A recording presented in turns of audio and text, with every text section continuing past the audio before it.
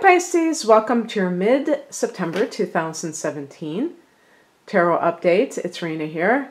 I just decided to start over again because it is the morning and my thoughts were not as clear as I would have liked them to be. This is an update for the month of September. I already have a general forecast as well as a love reading for September on my channel, so please check them out if you haven't done so already. I also have a video on Vimeo for those people who are looking for love. It's called Ready for Love, and the link will be below for that. This update is coming on the heels of a Mercury retrograde that ended yesterday, and I'm recording this on the full moon in Pisces, so that's why I picked Pisces as the first sign to do. And of course we had eclipses in August. So how have you been faring, Pisces? Have you been the one to have major upheaval in your life, or have those around you done so, or has it been pretty mellow? You know, it might not have gone the way that it was supposed to, in a good way. So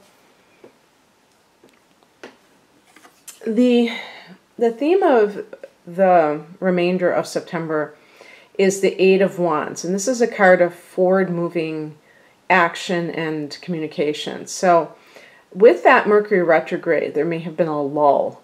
The Mercury retrograde affected both your 7th and 6th houses, and the 6th house is work, so maybe you were seeing things slow down and worried that it was going to remain like this, and I don't think so. I think it's going to really start to hum, especially as we near and maybe even on that exact date of the new moon in Virgo. So at this recording, that would be exactly 2 weeks from now.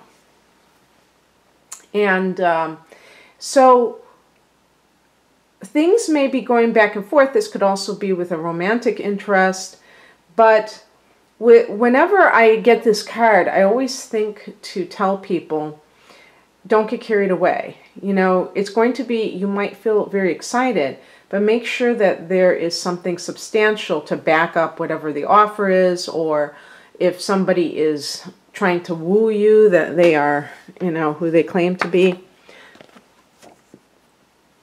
We have some great cards surrounding this, though. And actually, the Eight of Wands is a great card, too.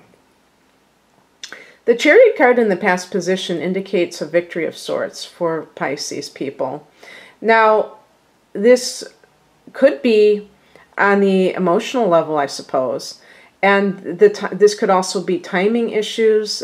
So going back to Cancer, this card connects to Cancer, and we're talking about late June to late July, and whatever transpired happening during that time. But it could be like you leaving a company that was not treating you well. It could be getting some kind of honors or winning at something. This is a card of victory. So perhaps, I have a feeling though that some of you are, you know, left because this is a card of like offers being made, and maybe even in relationships, leaving, you didn't think you could, but you did. A lot of self-empowerment with that card. And then we have, for the present time, this card of affluence, the Ten of Pentacles.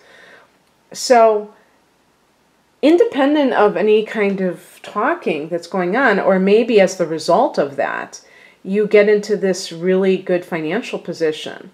This can also indicate inheritance, and you do have Libra in that 8th house. So that's where Jupiter has been transiting. So some of you may have gotten an inheritance, and that makes you more financially independent. And so you were able to leave a job because you're not desperate anymore. You know, things along those lines.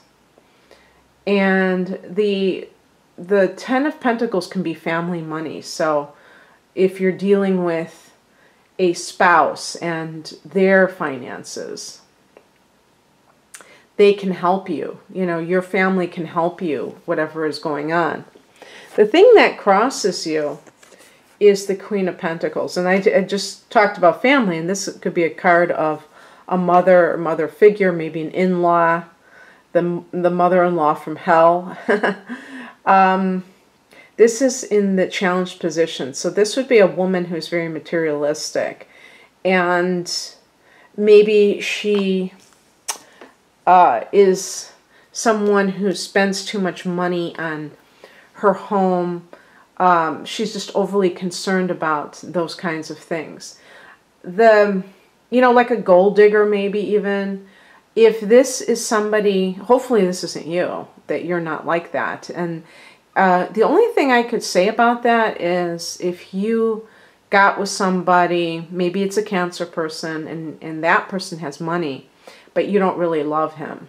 You're just there because he has a rich family, you know, and that would be sad, because you might realize in that kind of a position that money isn't everything. I mean, isn't it weird that it's hard to say that money isn't everything when you are lacking in money? When you're lacking in something, when you're lacking in food, food becomes everything. When your stomach is full, you can take it or leave it. So sometimes I do feel a sense of sympathy for people who place undue importance on materialism, because they may come from an environment that was severely deprived financially, and they put too much emphasis on it. And so, I mean, these are all learning lessons. But this could be somebody else. Queens can indicate mothers. So if you're involved with somebody who has a child with somebody else, this could be that person causing problems. Maybe they want more money for child support, and this is affecting you because it's taking from you. Now, I really don't like to say that, because if the person is really spending it on their child, then that's fine. But if they're just spending it on themselves and using that as a pretense for gaining more money or getting more money from their ex-partner, then that's a different story. But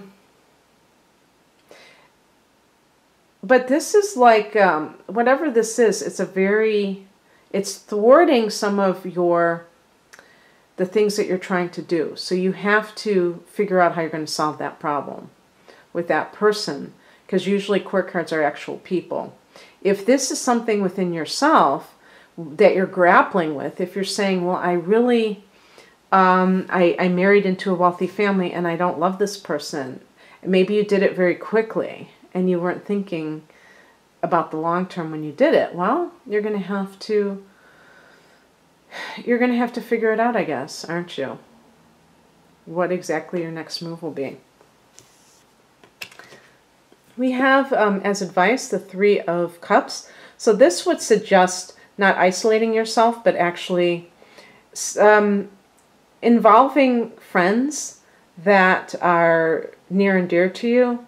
Perhaps you've been keeping them away because you have been so wrapped up in some relationship, and you've kind of like, I think that's always a bad idea, you know, when people get involved in a new relationship and fall in love and then they just blow off their friendships. Balance is always a good thing. So you can be totally madly in love with somebody and still make time for your friends. And this is about letting your hair down. You may also have something to celebrate. With the number 3, there could be, I feel like there's some really good career stuff happening for you. Your love life may be a little bit iffy, but so your personal life might be a little bit iffy, but your love life may be just totally rocking and rolling. And it's funny because I did pick an additional card, because I got this as the outcome. The 5 of Cups is a card of grief. Now, you might have to mourn the loss of something, and I'm talking about based upon a hasty decision you may have made. But I always, maybe it's a Sagittarian in me that always wants to uplift. I don't want to end on this note of you grieving something, so I did pick another card. But I want you to note that the person's back is turned on the 2 upright cards. So this could be crying over spilt milk, crying over something that didn't work out when so much did, and almost like not being that grateful. And that isn't really cool, to not be grateful about all the good that's been happening in your life, and allowing that to overshadow everything else. The additional card that I picked is the Emperor.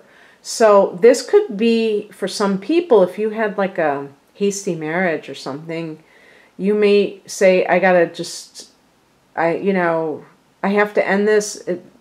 This wasn't right. And it's like a quickie divorce.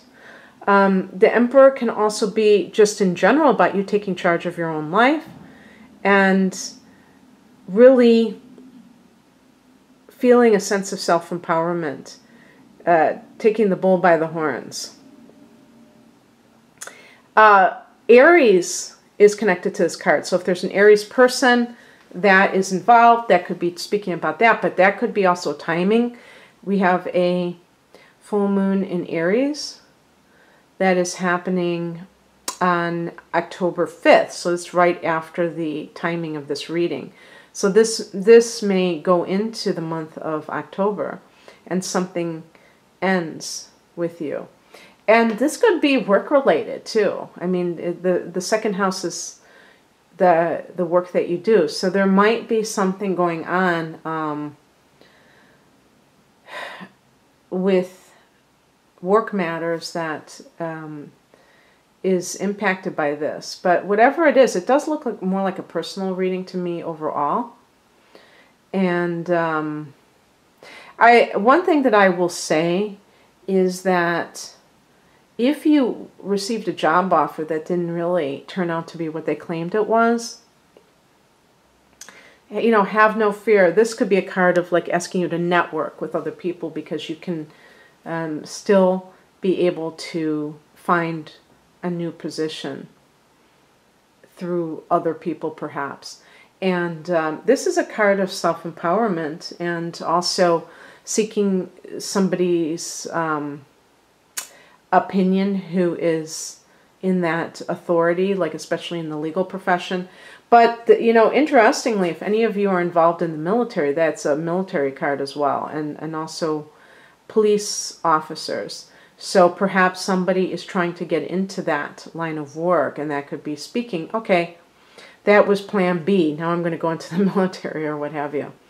But, okay, Pisces, very interesting. So if you'd like a private reading, please click on the link below. Otherwise, have an awesome rest of September. Bye.